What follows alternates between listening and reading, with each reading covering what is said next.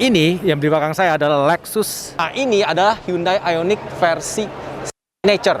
Kelihatannya cukup nyaman dan cukup lega ya. Jadi jarak antara lutut saya dengan bagian depan masih terasa jauh. Kemudian juga untuk ke atas juga masih cukup tinggi. Ini tampangnya agak sedikit berbeda ya daripada BMW yang lain.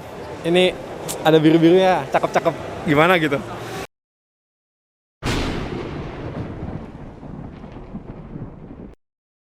Hello, welcome back to channel EVholic, channel yang membahas beragam hal tentang electric vehicle, mulai dari mobil listrik, sepeda listrik, motor listrik, atau apapun juga jenis kendaraan listrik lainnya. Dan untuk yang belum kenal, nama saya Ibeng.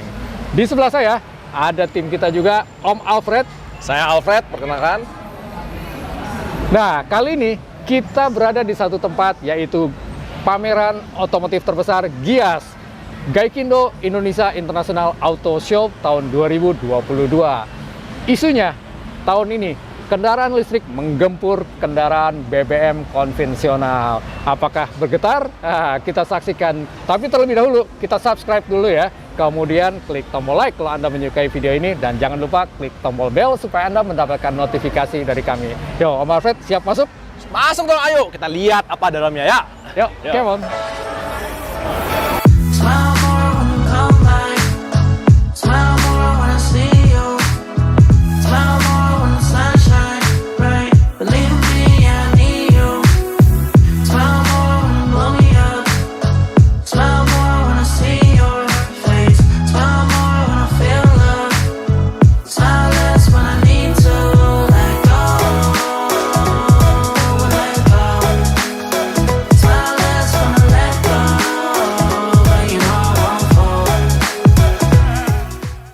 Teman-teman, kita sekarang ada di booth Hyundai.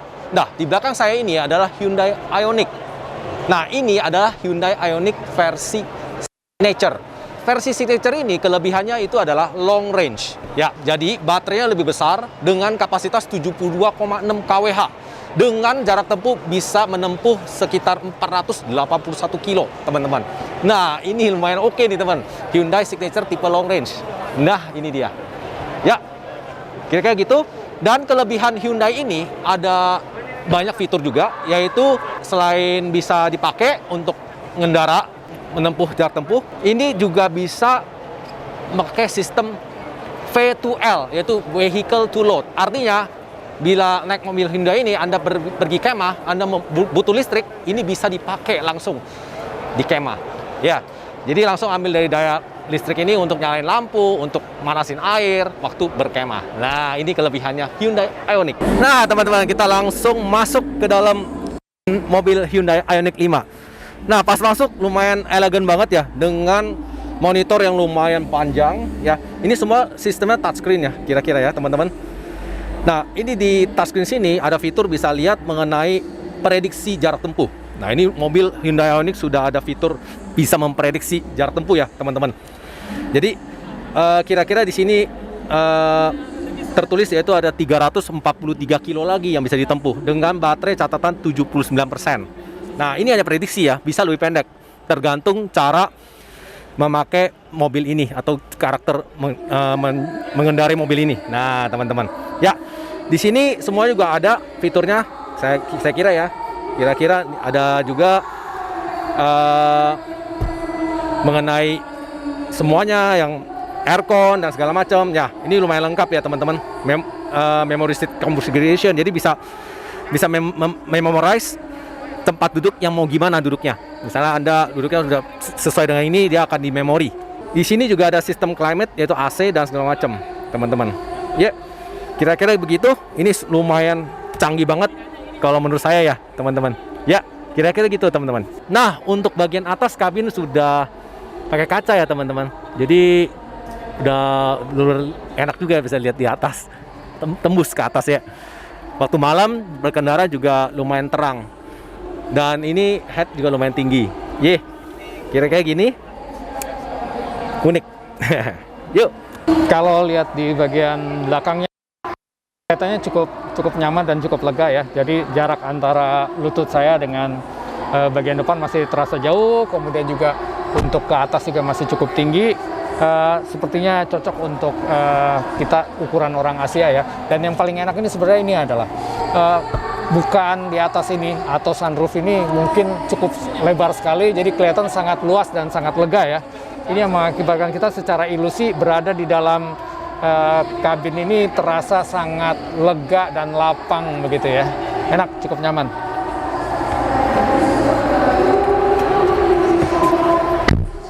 Teman-teman, ini belakang saya, sebelah saya ini adalah Hyundai Ioniq punya chassis. Dari chassis ini kita bisa tahu bahwa mobil Ioniq 5 ini didesain mulai dari lahir. Jadi Ioniq 5 ini sudah pure elektrik, yaitu mulai dari lahir sudah didesain untuk listrik. Nah, teman-teman, ini mesin dinamonya untuk motor BLDC-nya itu ada dua, depan dan belakang ya. Kalau saya lihat ya dengan sistem rancangan begini. Bagian tengah full deck di bawah itu adalah baterai, teman-teman. Lithium ion yang berkapasitas 76,2 kWh seperti yang tadi saya ngomongin dengan jarak tempuh 481 kilo. Nah, ini adalah sistem chassisnya. Jadi sangat luar biasa desainnya dari awal sampai akhir, teman-teman. Jadi sudah tidak usah perlu dikhawatirkan untuk mobil listriknya matang atau tidak matang. Ini sudah matang banget, teman-teman. Ya, teman-teman, ini bagian Ioniq mesin yang tadi kan chassis. Nah, sekarang bagian mesin depan, kap depan. Kap depan dibuka, terlihat di dalam adalah semua perangkat mesin.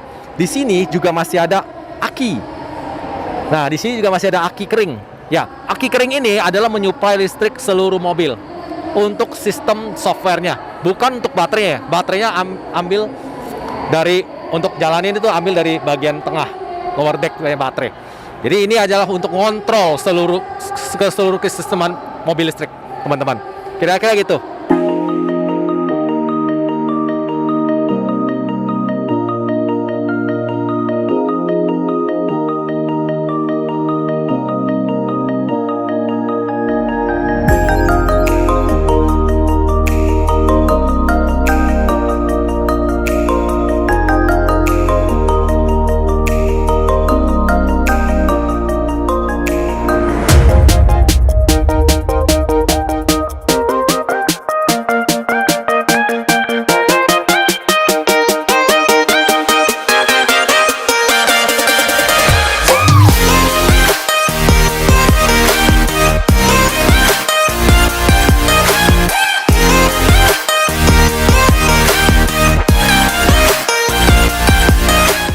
Di belakang saya ini adalah bootnya Toyota ya. Jadi Toyota kali ini pun juga ingin berusaha memperkenalkan electrified dari kendaraan mereka. Walaupun ada yang hibrid, ada juga yang full elektrik, tapi umumnya adalah hibrid ya. Mereka ingin menunjukkan ke masyarakat bahwa Toyota pun sebetulnya punya juga kendaraan-kendaraan yang berkaitan dengan kendaraan listrik ya. Kita akan lihat di sini ada Prius PHEV, kemudian juga kita akan lihat ada Toyota Cross yang hibrid, kemudian ada banyak, nanti kita akan lihat ya ada apa aja. Tapi intinya adalah Toyota juga nggak mau kalah, bahwa dia ingin menunjukkan bahwa kami juga punya line up untuk kendaraan elektrik, walaupun tidak sepenuhnya elektrik ya. Yuk kita lihat ke dalam. Di belakang saya ini adalah cukup menarik ya. Ini kendaraan dari Toyota yang berpenumpang untuk 2 orang, dan ini adalah full elektrik ya. Jadi dia menamakannya adalah EV Smart Mobility.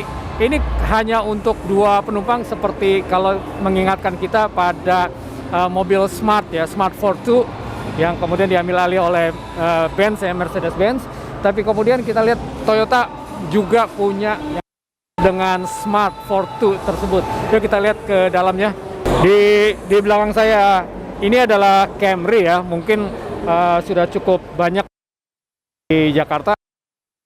Hybrid, jadi artinya dia punya dual mesin antara bahan bakar bensin dengan elektrik. Dan ini mungkin kendaraan yang sering dipakai oleh kalangan, kalau tidak salah waktu itu ada yang seri Camry hybrid seperti ini. Mungkin kita bisa lihat ya secara detail, dia hampir mirip dengan Camry yang biasa aja. Tapi kalau kita lihat di bagian dalamnya tentunya ada perbedaan, yaitu di mana ada tersimpan baterai untuk tenaganya, sehingga bisa berubah antara dari BBM otomatis pindah ke elektrik, elektrik otomatis pindah ke BBM. Yuk kita lihat. Kalau kita lihat ya sepintas interior, ini hampir tidak ada perbedaan antara Camry hybrid dengan Camry yang biasa ya. Hanya saja mungkin kita akan tahunya adalah dari engine-nya ya, dimana engine-nya ini pun ada baterainya juga untuk memindahkan antara BBM dengan elektriknya ya. Jadi dari BBM pindah ke elektrik, elektrik pindah ke BBM. Oke, cukup nyaman juga posisinya seperti sedan pada umumnya ya.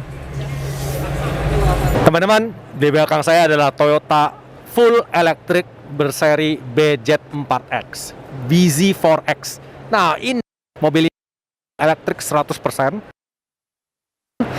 Kemungkinan dipakai di Bali G20. Tapi entah ya kapan berpakai atau tidak.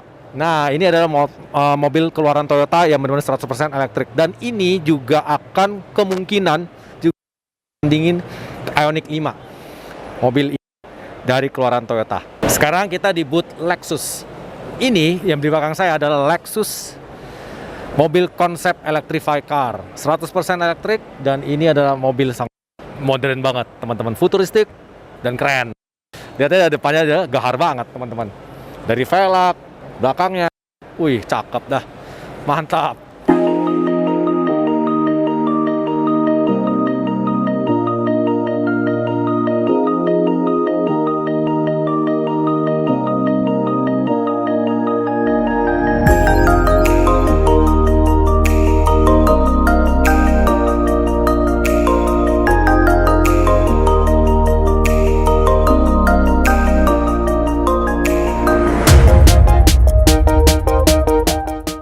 Kebetulan Om Agan sudah hadir juga di pameran Gias. Om Agan, langsung aja jelasin deh.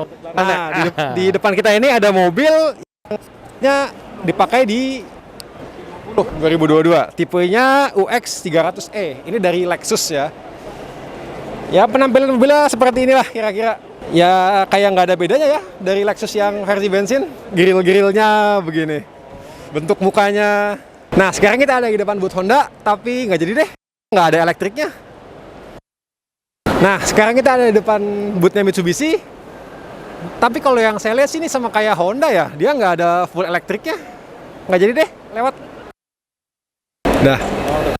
Nah, ini baru elektrik. Ini dari Porsche. Powernya 500 kW. 0 ke 100-nya bisa 3 detik. Terus baterainya 93 kWh.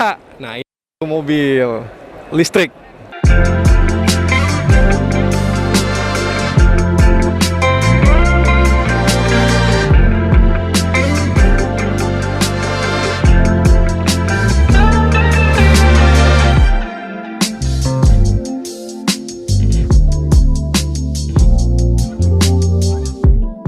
Teman-teman, saya sekarang di booth Audi dan Volkswagen.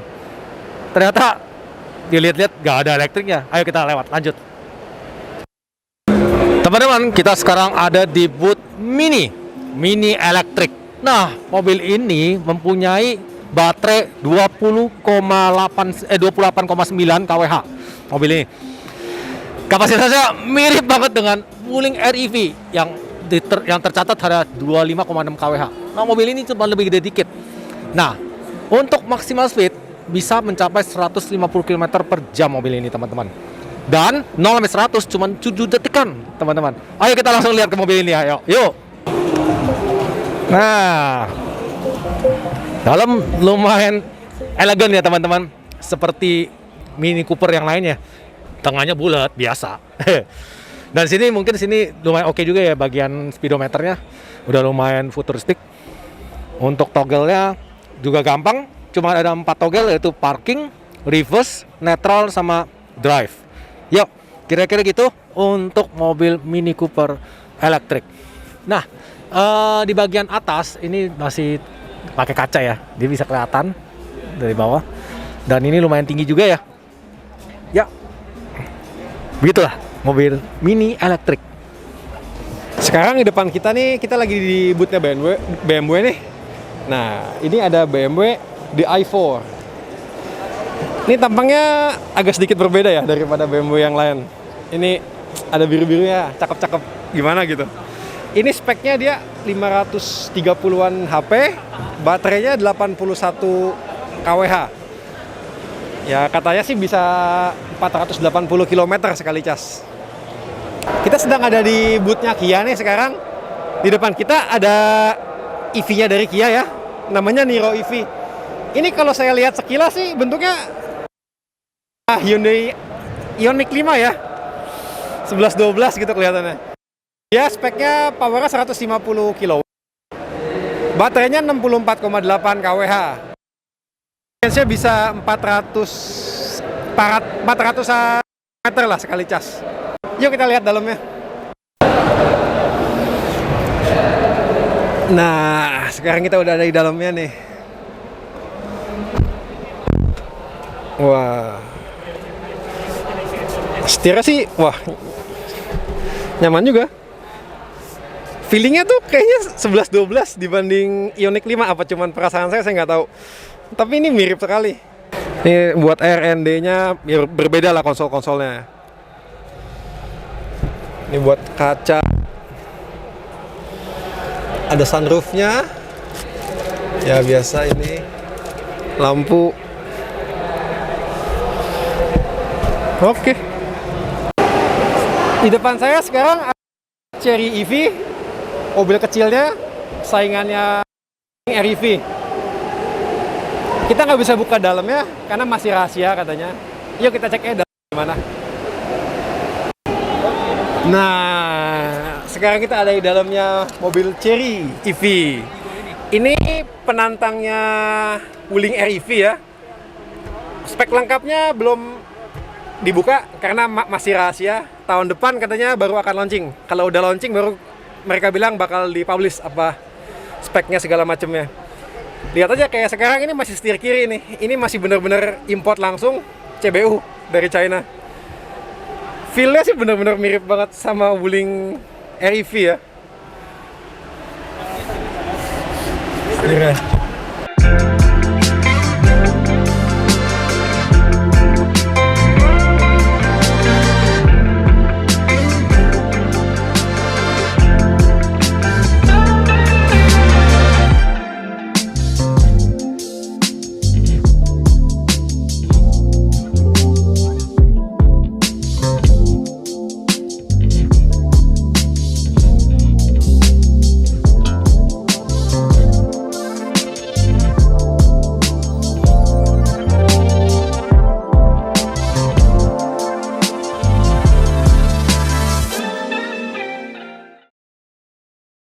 Teman-teman, sekarang kita di booth Alfa. Lihat nih, motor listrik Alfa. Ini motor listrik penantang baru ya. Ini yang baru di launching oleh Segway.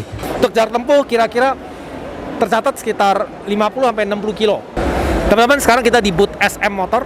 Nah, ini adalah motor seri SM tipe E Classic. Nah, Electron ya, ini seri Minerva Electron.